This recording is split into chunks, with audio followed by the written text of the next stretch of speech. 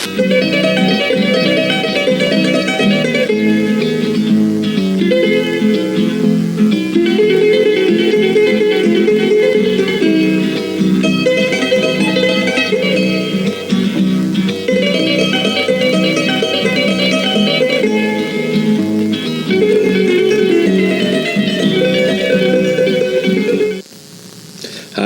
I'm Norman Liss, and the name of the program is The Way to Go. I invite you to join me each week at this time as we explore places to go and things to do. Have you heard about the Philharmonia Virtuosi? Everybody has, because they are not only virtuosi, but they are all over the place. And the man behind it all is Richard Kapp, the conductor, the director, the leader, the spark that makes it happen. And we're going to hear all about that today because Richard Kapp is my guest. I'm so delighted that you could come back and visit us. You were on this program about a year ago, and so many things have happened. And where are you going next? Where's the world going to take you? I'm really not sure, Norman. I know we're all a year older, but other than that, I'm not sure. We're busy. I mean, it's really things that seem to be. We're very busy. We're all over. And when you say all over, we're not just talking about that you're all over in this area, from playing at the Metropolitan Museum of Art up to the Paramount in Peekskill, and well, you name some of the places that you're at. Well, we present different concerts in different types of concerts in different venues or different places. Our big New York City series is at the Metropolitan Museum, where we're in our third year. We're really the resident orchestra at the Metropolitan Museum's Grace Rainey Rogers Auditorium. And it's a wonderful venue in New York. It's a wonderful place to play. It's a great audience. We're sold out every year. And we'll start again here on October 16th at the Met. Those concerts and more besides we do in what we call our main stage series at SUNY Purchase, which is in its 16th year already. We're in the big theater at SUNY Purchase. And the trick is with Philharmonia, we're not an orchestra that just does concerts. We're constantly looking to see what it is that will sort of excite people, illuminate them. It's we're always looking for something, frankly, that excites me. My feeling is if I can still get excited about something after 16 years of doing it in the same place, then there's a chance that an audience will get enthusiastic as well. So we're always looking for new things to do. We have another series at SUNY, a smaller one, that does a lot of Baroque music and smaller orchestra and chamber music, also sold out, just about sold out now, that's called Baroque with a Twist. And there we do a lot of Baroque music, but there's always a twist. There's always one work in there in each program that comes in from a completely different perspective to shake up the audience a little. But there's one factor that is constant throughout all of the things that you do, and that is that Dick Kapp talks to the audience. I think that's true. That's become sort of a hallmark of what we do. We started that many years ago, more or less accidentally, spontaneously. There was something happened, and I talked to the audience, and everybody liked it and laughed. And I was ultimately advised several years later by a very prominent advertising person. He said, "Listen, you do this. You happen to do this very well. You really have to make it part of the way people recognize you." So it really has become. It's always spontaneous. I never work out what we're going to do. But the audience does know that something will happen that involves either the music or the players or the audience or something. So it's like a Johnny Carson show with music. It takes on a very different sort of attitude. Or the other way around, music. Yeah, that's right. Well, I recall at Lyndhurst this summer where you have a series that you do. Very informal, people on lawn chairs and on the grass spread out way up the hillside. And a point that you made when you talked about the concerts that would be given indoors, you said to the audience, they're just as informal as this.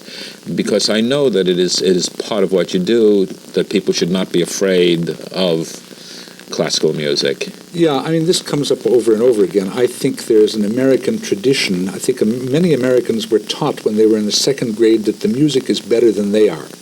I think it's the first thing that one gets taught. It used to get taught in the public schools. There's no music left at all now, but they used to teach you when you're in the second grade that this music is better than you are, so shut up and listen. And I think the effect of that has been to make most people feel that music is not for them because somehow it's from a different class structure. It's from a different world than they're from. And in fact, historically, it's just not so. The fact is that composers were working stiffs like everybody else. They worked for a living. They worked for employers. If their employers didn't like what they did, they got fired. And it's a very mundane. Composers didn't used to make art; they made music. That's what they were paid for. They were much closer to the jingle writers and the writers and the commercial writers and the people in commercial music today, who wrote music for a living. And then some scholar comes along 75 years later and says it's art. But they didn't do it as art. And I think we try to get people back to that sort of natural interaction with music. I feel, and I'm not a musician, but I feel that music is a language, and it's an international language because every language can appreciate the music no matter what the nationality of the composer who produced it. And it speaks to everyone. Yeah, I mean, I guess I would say it has the potential to speak to anyone. I don't think it speaks to anyone. There's a lot of music I just don't like to listen to, and I think the music of different cultures is very different. I think in the New York area we hear so many disparate things that in a sense we have more in our ears than people do anywhere else in the world. I mean, we really hear world music in New York. It's on television, it's on the radio, it's out there in the streets. But I think the trick about music is that when you stop worrying about it, you can get pleasure out of kinds of music that hadn't occurred to you before. I mean, I heard a Paul Simon special a couple of weeks ago on public television, and I mean, that stuff is so wonderful. That stuff is so great. And, who am I to be sitting here just in awe of Paul Simon? This is the way it goes. Is this approach the basis of how you do your programming? How do you decide what you're going to offer in your programs? There's no one way, but you take into account the talents of the people you're working with. You have to work around those talents, first of all. You're not going, it's like in football. You can't build a running offense if you don't have good running backs. You have to work around the strengths that you have, what you perceive to be the strengths of your own players, their greatest strengths. Then you look at what you've done in the past, you look at history, and then you look at where your own interests are in the future. And in a sense, a part of it is elimination. We did this last year, I can't do it now. Mm-hmm. So that's always leading you on to look for what might come next. It's very tough. It gets tougher each year because, there is a tyranny of the audience. There's nothing wrong with that, but there is a tyranny of the audience. I mean, as Sal Hurok used to say, if people don't want to come, nothing can stop them. And in a sense, that's true. You can say, I want to do this desperately, but if you do it and consistently and nobody shows up, you're like any other business. You're out of business. Does that mean that you cannot repeat? It means if I were to announce the same programs, or two of them, as last year for the same audience, my strangely enough, my ticket holders would say, no, I paid for that once already. In the rock field, in the pop field, Frank Sinatra comes back every year, they'll pay for him again. It's very different.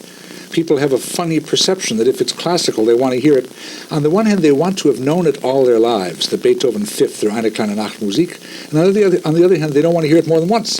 If they've heard it more than once, they feel they've already paid for it. Why do it again? Is there any time that you could say that I can't repeat this for more than 5 years or 6 years or 10 years? No rule. There's a sort of it's like, that's part of the fun or the art or the science. It's not really a science of it. Is you have to have a sense of when it might be right to bring something back in that you have done before. And that, once again, is a function if the artists have changed. Very often I'll bring a piece back that we did with someone else because with a new artist, it gives it a different perspective. Now, talk about new artists. You do have a new concertmaster. Yeah, we have a new.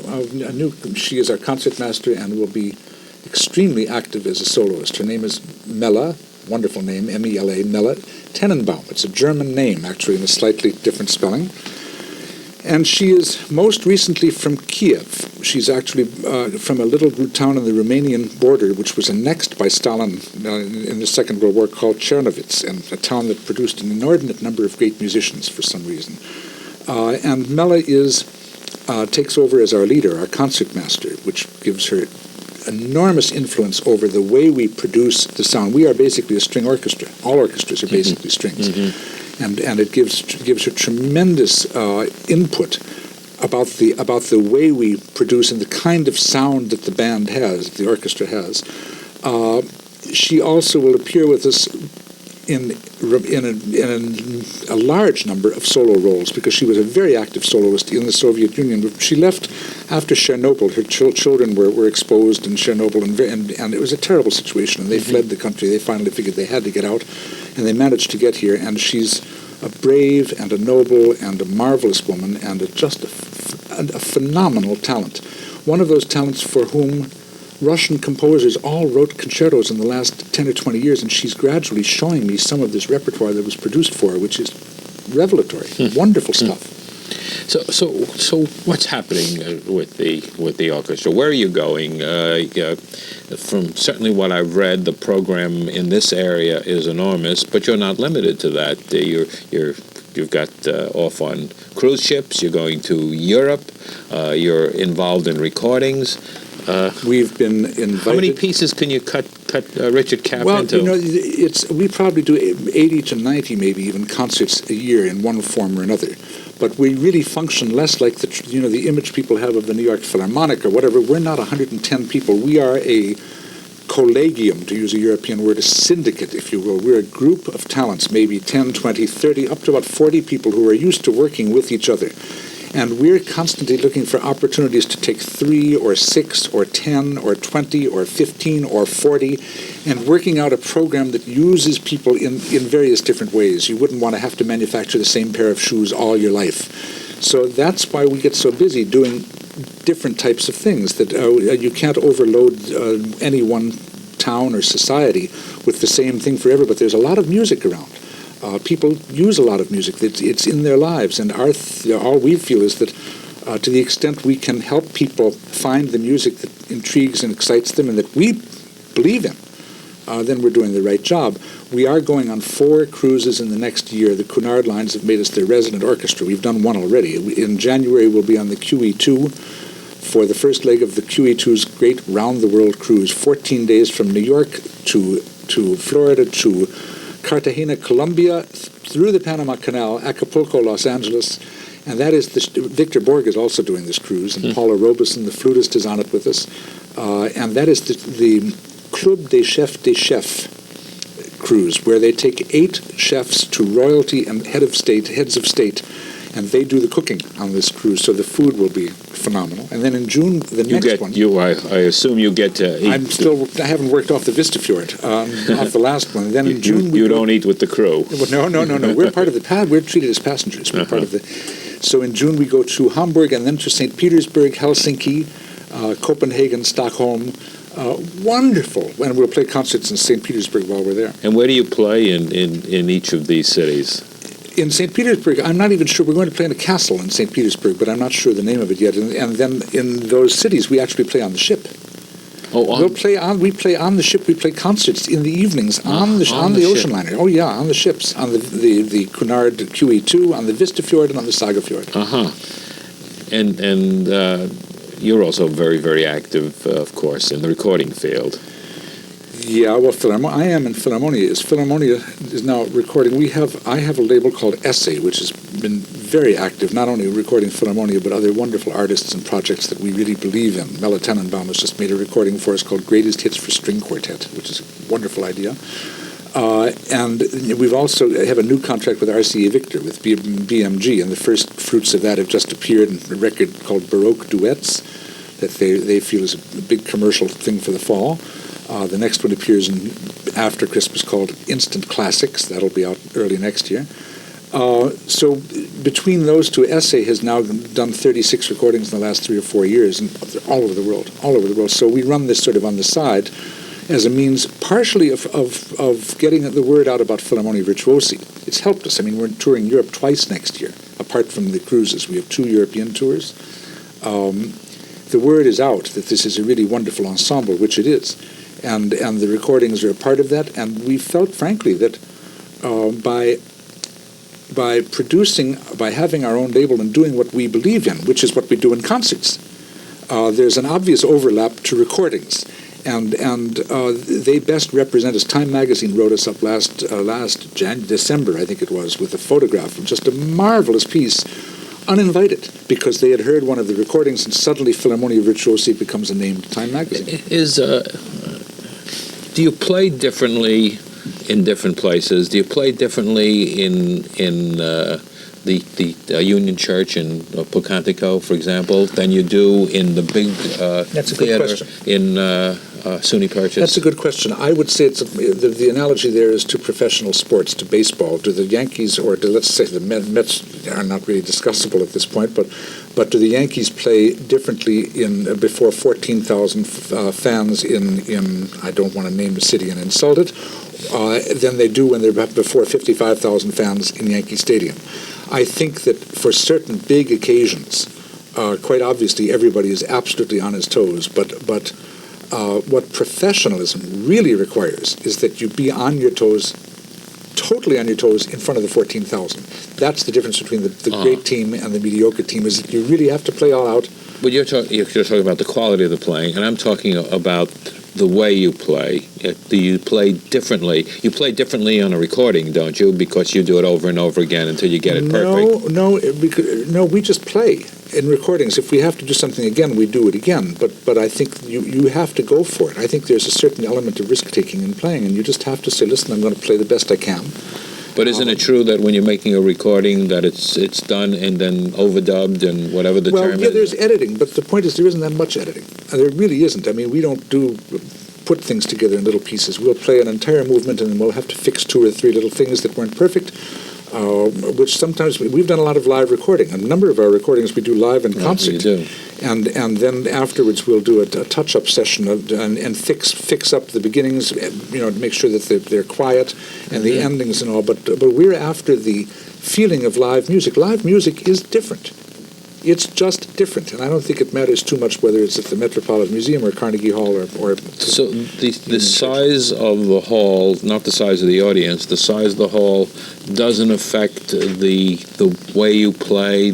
Sure, it affects you, but I mean, if you're playing in a dead hall, what happens? You start to try to play a little louder to fill the hall. That's exactly what I meant. Yes, you do adapt. You absolutely adapt to your environment. You have to. It's like being a public speaker or getting up to speak in a hall. If people can't hear you, you have to raise your voice.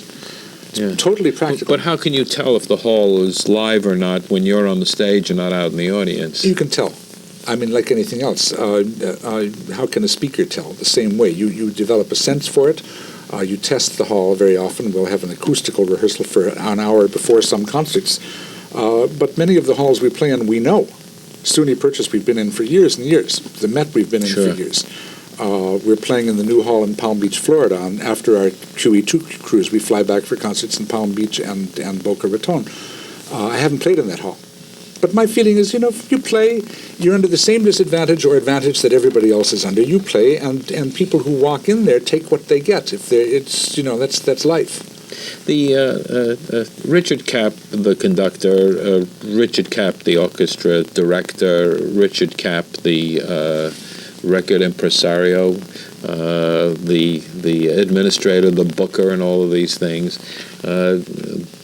I've said this to you many times and to other people too. There are so many pieces to Richard Kapp. Do you ever play? Do you ever make music? Oh yeah. I mean, I think conducting is the process of conducting. Playing the orchestra. I mean, that's my collaborative chamber music experience with the people I work with. That's a very collaborative, very sensitive process. Well, what's your instrument? I'm a pianist. I still play. I play when I have to. I've played concerts in the last couple of years, and I still do play from time to time. Like anything else, I since I don't keep in the shape that I would like to, I get inhibited about playing, because who wants to go out and not do as well as you possibly could? But you do have to play every day in order to stay in shape. You have to. You just have to be fluid. It's like swimming or baseball or anything else. You have to. You have to know. You have to be adept at the mechanics before you can get the emotion into it. That's right. Yeah. But you don't play concerts. Not as a pianist. I have. I still do. On the ship, for instance, I'm sure I'll wind up playing harpsichord in some concerts or whatever. And yes, I will still spot myself in from time to time. If it's appropriate and if it's something that I feel I can handle without embarrassing my colleagues. and how do you feel about all of these many things that you're doing? I know you love the activity. Norman, in this country, This is not a country that has ever supported a... See, this country doesn't have a value system the way certain European countries have, where they can say, this is our single value structure, this is the way we were raised, this goes back 200 years or whatever. We are a country with an enormous number of different influences and cultural fabrics weaving through it. In that situation, you can't look to anybody else to do it for you. There is no support from anywhere. There is no, unfortunately, there is no government. The government could never support, whatever they say, the arts in this country to any extent. I look at myself sometimes as a sort of Telemann, who was Bach's contemporary, who was the best concert presenter of his day. He went from town to town and organized the concert life in those towns. Sure, he was not Bach. Fine, nobody was Bach, including Bach, by the way. Bach never knew he was Bach either. But he was a musical missionary. He was a proselytizer. He believed in the music. He loved it. He loved writing it. He loved performing it. He loved bringing other people into it. And then the organization is part of the process. That's not that unusual. It's more common in the pop field. I mean, you've had, very active pop people who are active in the business sense as well. There's nothing wrong with that. In this country, it's the way the country's set up, and I just happen to... It doesn't mean you have to do it that way. It just means that for me, I would rather employ others to work with me than I would be employed by them. But where do you get the energy? Where do you get the energy to do all the things? What you do gives you the energy to do it. The energy is never a problem. Where you don't have energy is where you don't have confidence or belief in what you're doing, where it doesn't mean anything to you. And are there any new directions on your agenda? There are always so many. The children's programs are a major thing with us. We're doing children's programs this year at the Metropolitan Museum as well as in Westchester. So I think we have 26 of our so-called cushion concerts, which are for young kids. Puppet theater? That's wonderful. There's a puppeteer, actually a gentleman in Nyack who's named Paul Peabody, Sr. His son was our concertmaster for many years. And Paul, Sr., builds Victorian puppet marionettes. He carves them, he hand carves them, and they are absolutely charming. And the people who know him in Nyack and around, he's been at Clearwater Revival at the festival. As people have gotten to know these, they're really treasurable, and we have developed programs with Paul where his puppets use our music, where we will play Telemann's Don Quixote, and he will have puppets showing off and doing things. So it's a collaborative effort. We're doing this Stravinsky Story of a Soldier for kids this year. Wonderful stuff. We never talk down to our audiences. The trick is, you're good enough, they're good enough. And again, I asked you about the future. Is there other directions? Is there any place you haven't been? I think over the next couple of years, increasingly, we'll be spending more time abroad. That's the one thing I foresee now, is that we'll be in Europe more and maybe in Asia again, as the orchestra's international reputation seems to be growing rather quickly now. So my sense of it is that we'll have a still fuller and more balanced year. Are you working more weeks than you had in previous years?